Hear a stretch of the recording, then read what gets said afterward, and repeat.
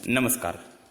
Diploma in યોગ, શ્રી વર્તંતુ સંસ્કૃત મહાવિદ્યાલય, શ્રી ભાગવત વિદ્યાપીઠ. આપણે પાતંજલ યોગ દર્શનમાં રહેલા અષ્ટાંગ યોગની વાત કરીએ છીએ, એનો અભ્યાસ કરીએ છીએ. આજે પેપર 1 યુનિટ 2માં અષ્ટાંગ યોગનું 7મું સોપાન ધ્યાન, એના વિશેની આપણે વિગતથી વાત કરીશું અને સમજવાનો પ્રયત્ન કરીશું. એમાં પહેલાં ધ્યાનનો અર્થ, પછી ધ્યાનના પ્રકારો, ધ્યાનનું મહત્ત્વ, ધ્યાનના ફાયદા અને ધ્યાન અંગેના સૂચનો, એ વારાફરતી સમજીશું, એને જાણવાનો પ્રયત્ન કરીશું. સૌથી પહેલાં ધ્યાનનો અર્થ. તો પાતંજલ યોગ દર્શનના વિભૂતિપાદના બીજા સૂત્રમાં એવું કહ્યું છે, તત્ર પ્રત્યેકતાનતા ધ્યાનમ. એટલે કે ધારણામાં જે સાધકનું ચિત્ત હતું, એ ચિત્તની વૃત્તિ હતી, એ કોઈ એક ધ્યેય એટલે કે વિષય કે બાબત એના ઉપર સ્થિર થયેલી હોય છે. આ વૃત્તિ સમાન પ્રવાહથી લગાતાર ઉદય થતી રહે અને બીજી કોઈ વૃત્તિ વચમાં ના આવે, એવી સ્થિતિ જે ઊભી થાય એને ધ્યાન કહેવાય છે. એટલે કે ધારણા જ્યારે પ્રગાઢ બને ત્યારે ધ્યાનની ક્રિયા શરૂ થાય છે. ધારણામાંની ચિત્તવૃત્તિનું એક સમાન સતત બની રહેવું અને તેની એકતાનતા, એ ધ્યાન છે. જે સ્થાન ઉપર ચિત્તને એકાગ્ર કર્યું છે તે સ્થાન વિષયમાં બોધનું સાતત્ય જળવાય, તે ધ્યાન છે. ધારણામાં ચિત્તની એકાગ્રતા સતત જળવાતી નથી, પણ ધ્યાનમાં આ વિષયનો બોધ સતત રહે છે અને કોઈ પણ પ્રકારના વિચાર વગર મન સ્થિર થાય છે. તો ચિત્તનો જે આવા ચોક્કસ પ્રકારનો એક નિશ્ચિત અભિગમ કેળવાય, એને ધ્યાન કહેવાય છે. ધારણામાં 3 બાબતો હતી, આપણે જાણ્યું હતું એ પ્રમાણે. એક તો સાધકનું ચિત્ત, એક ધ્યેય વસ્તુ અને તે બંનેની જોડાવાની ક્રિયા. આ 3 બાબતો અલગ અલગ હતી, પણ ધ્યાનમાં ધ્યેય વસ્તુ અને સાધકના ચિત્તનું જોડાણ એ ઊંડાણપૂર્વકનું થાય છે. એટલે ધ્યાતા, ધ્યાન કરનારનું ચિત્ત એ લોપ થઈ જાય છે અને ફક્ત ધ્યેય વસ્તુ અને ધ્યાનની ક્રિયા, આ 2 જ વસ્તુ વધે છે. જેમ કે કોઈ નૃત્યકાર નૃત્ય કરતું હોય અને એ નૃત્યમાં એટલો બધો ઓતપ્રોત થઈ ગયો હોય કે એ નૃત્ય અને નૃત્યકાર બંને એક જ લાગે, એ બંને જુદા પાડી જ ન શકાય. એવી રીતે કોઈ રમતવીર, દોડવીર, તો દોડ અને દોડવીર એ એકાકાર થઈ જાય. એવી રીતે કોઈ અભિનય કરતો હોય સારો એવો, તો અભિનેતા અને અભિનય એને છૂટા પાડવા જ મુશ્કેલ હોય. એટલા તાદાત્મ્ય થઈને, એ સંમિલિત થઈને એની રજૂઆત થતી હોય. કોઈ ડૉક્ટર ઓપરેશન કરતા હોય તો એ ઓપરેશન કરવામાં એટલા બધા મશગુલ થઈ ગયા હોય કે એ ક્રિયા જ ક્રિયાપણું જ દેખાય.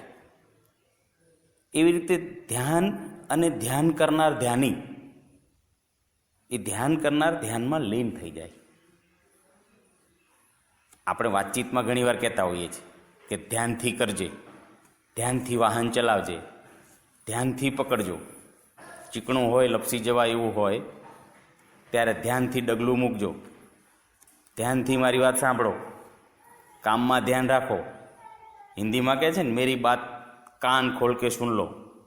હા, તો એ આ ધ્યાન રાખવાની વાત છે. અને આ જે બાબતો છે એ ધ્યાનનો સાચો અર્થ જ બતાવે છે. એમાં એનો અર્થ છુપાયેલો છે કે જે કાર્ય જે વખતે કરીએ ત્યારે તે કાર્ય ઉપર પૂરેપૂરું ફોકસિંગ રાખવું.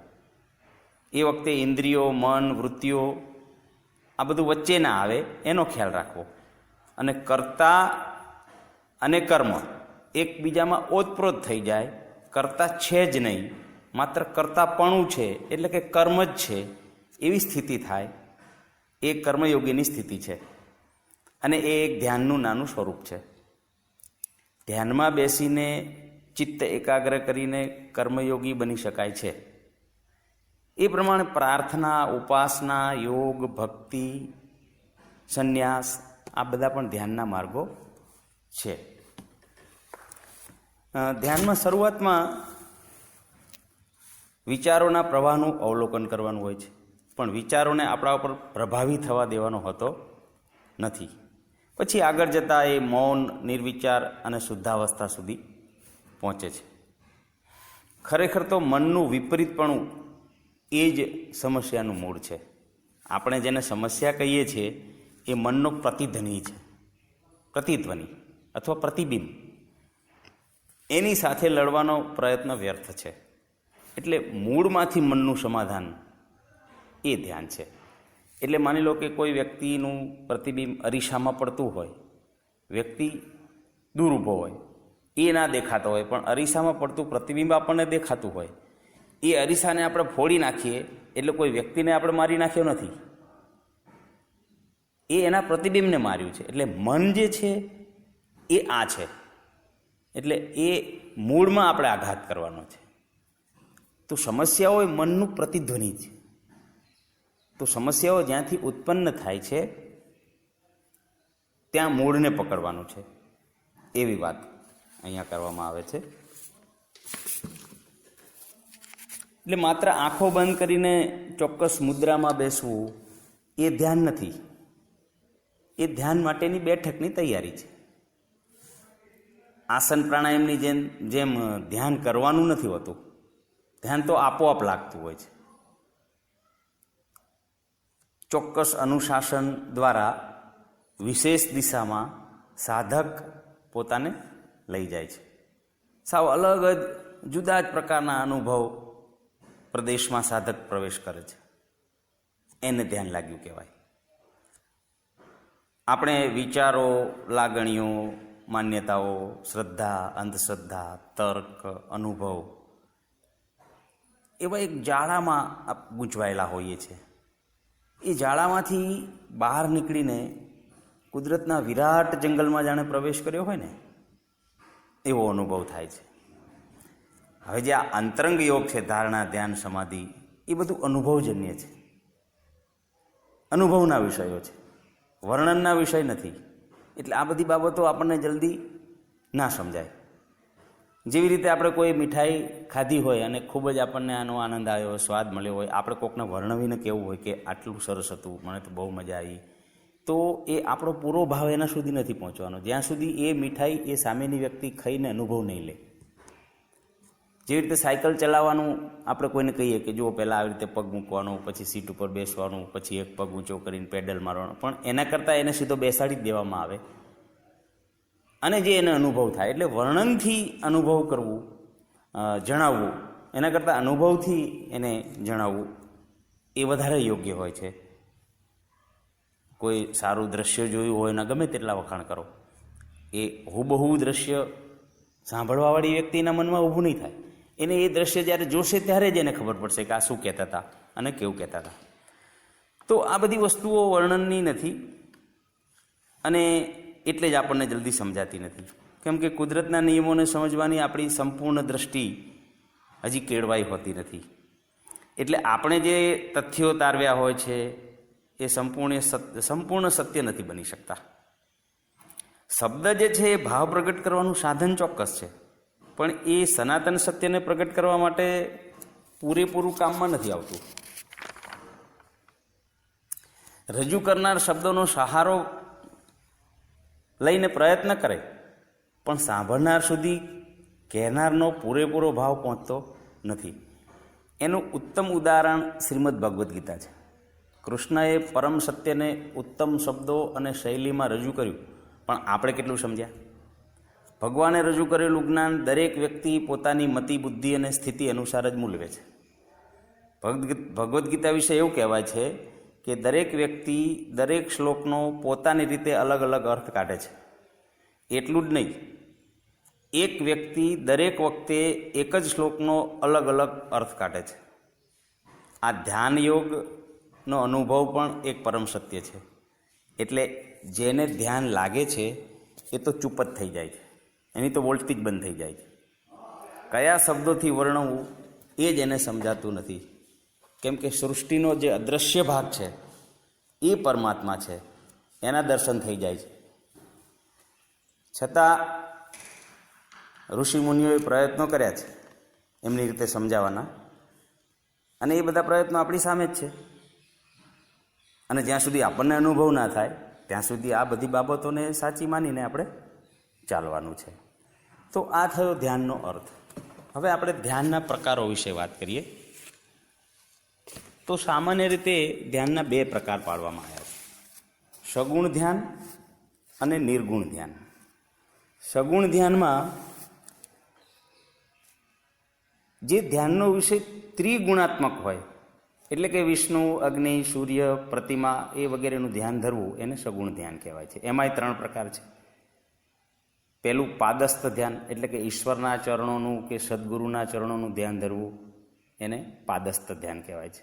રૂપસ્થ ધ્યાન, એટલે ખુલ્લી આંખે સૂર્ય, ચંદ્ર, દેવી દેવતા, સદગુરુનું ધ્યાન, બંધ આંખે હૃદયથી તેમના સ્વરૂપને જોવું, એને રૂપસ્થ ધ્યાન કહેવાય છે. રૂપસ્થ ધ્યાન કહેવાય છે. નખાગ્ર ધ્યાન, કુંભક કરીને બંને હાથની આંગળીઓ પરસ્પર ભેળવીને બંને અંગૂઠા એકબીજાથી સમાંતર રાખવામાં આવે. પછી હાથને ઊંચા કરી અંગૂઠા નખ દ્રષ્ટિથી સીધમાં આવે એવી રીતે રાખવામાં આવે છે. અને રેચક કરતાં કરતાં બંને હાથ એક સ્થિતિમાં રાખી નીચે લાવતા જવાના હોય છે. છેલ્લે બંને હાથ ખોળામાં લાવી દેવામાં હોય છે. અને આ સમગ્ર પ્રક્રિયા દરમિયાન અંગૂઠાના જે નખ છે એના અગ્ર ભાગ ઉપર જ આપણી દ્રષ્ટિ રહેવી જોઈએ. આ છે નખાગ્ર ધ્યાન. ધ્યાનનો બીજો પ્રકાર છે નિર્ગુણ ધ્યાન. જે ધ્યાનનો વિષય ત્રિગુણાતીત પરબ્રહ્મ છે એને નિર્ગુણ ધ્યાન કહેવાય છે. એટલે એમાં નાસાગ્ર ધ્યાન, એટલે નાસાગ્ર ધ્યાન એટલે નાકના અગ્રભાગ ઉપર દ્રષ્ટિને સ્થિર રાખવી. આપણે ધારણામાં આ વાત કરી હતી. બીજું ભ્રુકુટી મધ્ય ધ્યાન, એટલે કે દ્રષ્ટિને બંને ભ્રમરોની વચ્ચે સ્થિર કરવી. ત્રીજું મંત્રજાપ ધ્યાન, નાસાગ્ર ઉપર દ્રષ્ટિ રાખી યોગ્ય શ્વાસ પ્રશ્વાસની ક્રિયા સાથે મંત્રજાપનું રટન કરવું.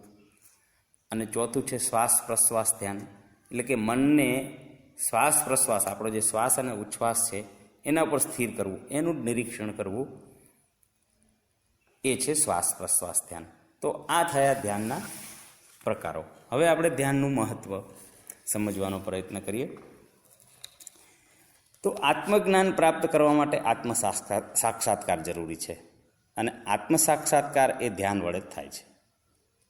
ધ્યાન એ એક જુદા પ્રકારનો નિશ્ચિત અભિગમ છે, જે આપણા શરીર, શ્વાસ, તણાવ એ બધાને જુદી જુદી રીતે જુદા જુદા સ્તર ઉપર સમજવાનો પ્રયત્ન કરે છે. એ આપણી માનસિક સ્થિતિને ઓળખીને શાંત અને સ્થિર થવાની કેળવણી આપે છે. ધ્યાનથી વિચારોનું કેન્દ્રીકરણ થાય છે અને સંપૂર્ણ શાશ્વત શાંતિનો આપણને અનુભવ થાય છે. આપણે ગમે તેટલું સુખ સગવડભર્યું જીવન જીવતા હોઈએ, છતાં જીવનમાં કંઈક ખૂટતું હોય એવું લાગે. એ કોઈ એક સૂર જીવનમાં ઓછો હોય તેવું પ્રતીત થાય આપણને. આ શું છે? તો એ સ્વની ઓળખનો છૂટી ગયેલો સૂર છે. સ્વની ઓળખ, પોતાની ઓળખ, એનો સૂર આપણી અંદરના અંધકારમાં ખોવાયો છે. અને આપણે એને બહારની જગતમાં શોધીએ છીએ, બહારના કહેવાતા પ્રકાશમાં, વિષયોમાં એને શોધવાનો પ્રયત્ન કરીએ છીએ. અને એટલે જ આપણે ભય, ચિંતા, મુશ્કેલીઓ, ભૂલો, નબળીઓ એવા ઘણા બધા અનિષ્ટોથી પીડાઈએ છીએ. કારણ કે શરીરના માધ્યમથી વિષયો ભોગવીને અભાવો દૂર કરવાનો આપણે પ્રયત્ન કરીએ છીએ. આત્માનો આનંદ ખરેખર અંદર છે, આપણી અંદર જ છે. સ્વની ઓળખ કરીને આ આનંદ પ્રાપ્ત કરવાનો છે. એનો માર્ગ એ ધ્યાન છે. ધ્યાનથી જ બધી માન્યતાઓમાંથી આપણને મુક્તિ મળે છે અને સમસ્યાઓનો હલ મળી જાય છે. આપણી અંદર અનંત જ્ઞાનનો ભંડાર ભરેલો છે. એના ઉપર ઘણા આવરણો ચડી ગયા છે. ધ્યાનથી આ આવરણો હટે છે અને જ્ઞાનરૂપી ખજાનાના દરવાજા ખુલી જાય છે. આ જે જ્ઞાનના દરવાજા ખુલે ને એને જાણવું એવું કહેવાય છે. અને ખજાના ખુલ્યા પછી આનંદરૂપી જે અનુભવ થાય ને એને જળવું એવું કહે છે. એટલે ધ્યાનમાં આ જાણવાની અને જળવાની, જળવું એટલે મળવું, આપણને મળી આવે કંઈ વસ્તુ એને જળવું. તો આ જાણવાની અને જળવાની જે ક્રિયા છે એ એક પ્રકારે ધ્યાન છે. અને એ સાચા જીવનની શોધ છે. ધ્યાનથી માણસને સંયમનું રહસ્ય સમજાય છે.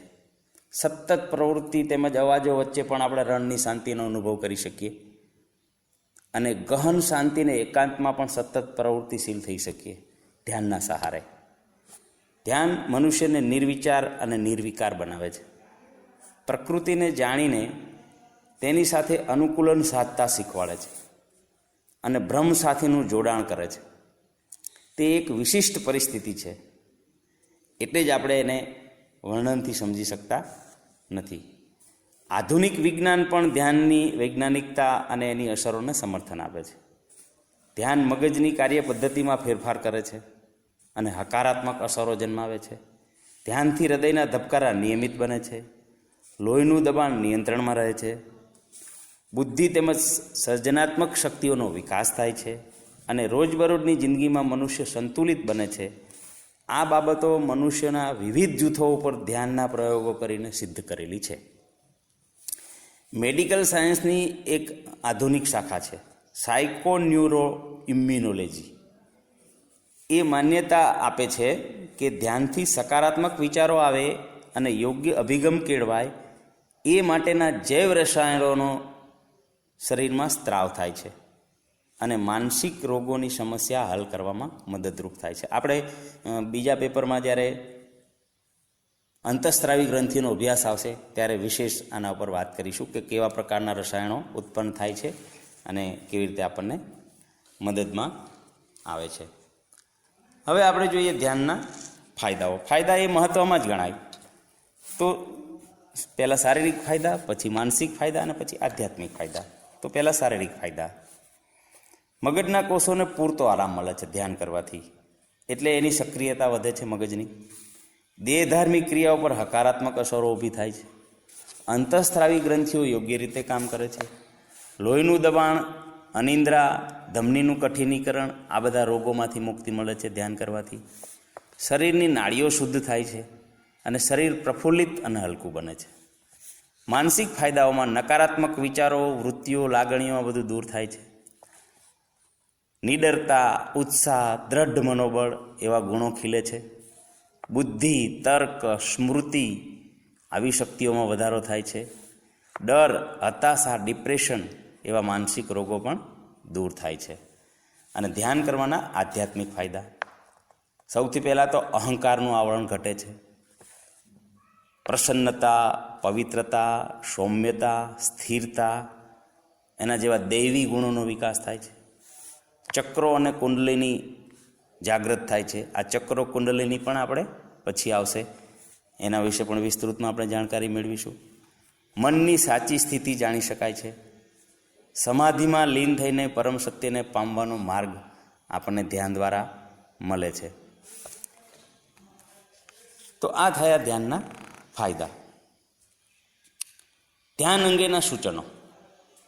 તો સામાન્ય સૂચનો જે આપણે પ્રાણાયામ યોગાસનના હતા એમાંના પણ થોડા છે. તો એ સૂચનો વિશે પણ આપણે પહેલાં થોડું જાણી લઈએ. પહેલાં તો નિષ્ણાંત માર્ગદર્શક અથવા ગુરુ પાસે તાલીમ લીધા પછી જ ધ્યાન કરવું યોગ્ય ગણાય. અષ્ટાંગ યોગના આગળના સોપાનો અનુસાર જીવન ધોરણ અપનાવ્યા પછી જો ધ્યાન સાધના કરીએ તો વધારે ફાયદાકારક છે. સવારે બ્રહ્મ મુહૂર્તમાં ધ્યાન કરવું યોગ્ય છે, છતાં દિવસના કોઈ પણ સમયે કરી શકાય, પણ ભોજન કર્યા પછી 2-3 કલાક પછી કરવું. શાંત શુદ્ધ હવાની અવરજવરવાળા સ્થાને બેસીને ધ્યાન કરવું. નિયમિત એક જ સ્થાને બેસીને ધ્યાન કરવું એ વધારે યોગ્ય છે. ધ્યાન કરવા માટે કુશ કે ઊનના આસનનો ઉપયોગ કરવો. શરૂઆતમાં 10 મિનિટથી શરૂઆત કરવી, પછી ધીમે ધીમે સમયગાળો વધારવો. કોઈ પ્રકારના આડંબર વગર, અભિમાન વગર કે દુર્ગુણોથી દૂર રહીને સહજ ભાવે ધ્યાન કરવું. સાદું, સાત્વિક અને પથ્ય ભોજન લેવું. ઘોર તપસ્વી પણ ના બનવું. મધ્યમ માર્ગી રહીને ધ્યાનની સાધના કરવી. એટલે પરાણે બહુ ના કરવું, થાય એટલું જ કરવું. પદ્માસનમાં બેસીને કરી શકાય, એમના એમ પલોઠીવાળી બેસીને કરી શકાય, ના ફાવે તો ખુરશી ઉપર બેસીને પણ કરી શકાય. આંખો બંધ કરીને ઈષ્ટદેવને પહેલાં પ્રાર્થના કરવાની. મનમાં ઉદ્ભવતા વિચારોને જોવાના, એમાં ખોવાઈ નહીં જવાનું, દૂરથી એ વિચારો આપણા જ છે છતાંય આપણાથી જુદા છે એવી રીતે એનું અવલોકન કરવાનું. એ વિચારોને ધીરે ધીરે દૂર કરવાનો પ્રયત્ન કરવાનો. મન અને ઇન્દ્રિયો અંતર્મુખ થાય એવો ભાવ રાખવાનો. આપણા માર્ગદર્શક કે ગુરુ જે આજ્ઞા કરે એ કોઈ એક ચોક્કસ ચક્ર કે અંગ ઉપર મનને સ્થિર રાખવાનો પ્રયત્ન કરવાનો. હું અહંકાર, ક્રોધ, લોભ, માયા વગેરેથી મુક્ત થઈ શકું છું એવો ભાવ રાખવાનો. હું આનંદમય, પ્રકાશમય, શાંતિમય, અમૃતમય પરમ સત્ય છું, હું સમગ્ર વ્યાપી બ્રહ્મનો એક અંશ છું એવો ભાવ રાખવાનો. અને ધ્યાન લાગી જાય તેની તાલાવેલી નહીં રાખવાની. આ સૌથી અગત્યની વસ્તુ છે. મને ધ્યાન કેમ નથી લાગતું, હું ધ્યાનમાં બેસું છું, મને લાગ્યું કે નહીં, એવી કોઈ ચિંતા કરવાની, બસ કરવાનું. એ ક્યારે લાગશે, કેવી રીતે લાગશે, કોને લાગશે એની કોઈને ખબર હોતી નથી. આપણે પ્રયત્ન કરતા રહેવાનું. તો આ થઈ ધ્યાનના સૂચનો અંગોની વાત. ધ્યાન વિશે આપણે આટલું જાણી લીધું. એવું કહેવાય છે ધ્યાનમ સ્યાત 60 ઘટિકમ, એટલે કે 60 ઘડી જેટલો સમય, એટલે 24 કલાક ચિત્ત ધ્યેયમાં સ્થિર થાય એને એક ધ્યાન કહેવાય છે. એટલે સમજી લો કે 24 કલાક સુધી આપણે કોઈ એક બાબતને ધ્યાનમાં રાખી શકીએ તો એક ધ્યાન કહેવાય. તો આ હતી ધ્યાન વિશેની વાત. હવે આજનું ગૃહ કાર્ય આપણે એવો પ્રયત્ન કરીએ, અલ્પભાષી બનવાનો પ્રયત્ન કરીએ. જરૂર પૂરતું જ બોલીએ. આમ તો આ મૌનનો એક પ્રકાર છે. જરૂર પૂરતું બોલવું એ ઉત્તમ મૌન છે એવું કહેવાય છે. આપણે અવલોકન કરીએ તો ખબર પડશે કે આપણે ફાલતુ હોય એવું ના બોલવાનું ઘણું બોલતા હોઈએ છીએ. એમાં એકની એક વાત રિપીટ બહુ કરતા હોઈએ છીએ. એવી ટેવ આપણને હોય છે, ઘણાને હોય છે. ખાસ કરીને ત્યારે જ્યારે કોઈ બીજા આપણી વાત ધ્યાનથી સાંભળતા ના હોય ત્યારે વારંવાર એને કહેતા હોઈએ છીએ, રિપીટ કરતા હોય છે. તો ભલે ધ્યાન ઉપર ના લે, એક કે બે વખત કહેવું અને એની સાથે જે વાત આપણે કરીએ છીએ એની ગંભીરતાએ કહી દેવી, પણ વારંવાર ના કહેવું, રિપીટેશન ના કરવું. આ એક ટેવ પાડવા જેવી છે. આપણે બીજાને ખોટા પાડવાની વૃત્તિથી જાણે અજાણીએ દલીલબાજીમાં ઉતરી જતા હોઈએ છીએ.